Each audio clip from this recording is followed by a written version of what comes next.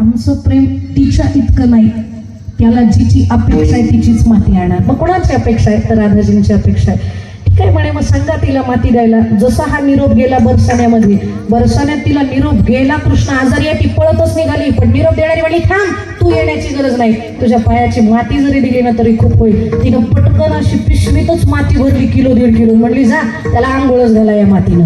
मग पळत ती गेली, त्याला कपाळाला ती माती लावल्याबरोबर त्याचा ताप कमी झाला. पण यशोदेला कळलं नाही, बाकी सगळ्यांना नरकाची भीती होती, हिलाच कशी भीती नाही.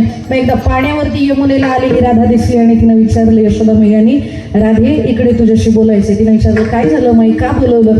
काही नाही म्हणे, मी सगळ्याच त्याच्या भक्तांना बोलवलं होतं, सगळ्याच प्रेम करणाऱ्यांना बोलवलं होतं आणि म्हटलं होतं चरणाची थोडीशी माती दिली तर मग कृष्णाचा ताप जाणार आहे. माती द्या, कुणी दिली नाही, पण तू मात्र माती द्यायला तयार झाली, पिशवीभर माती पाठवली.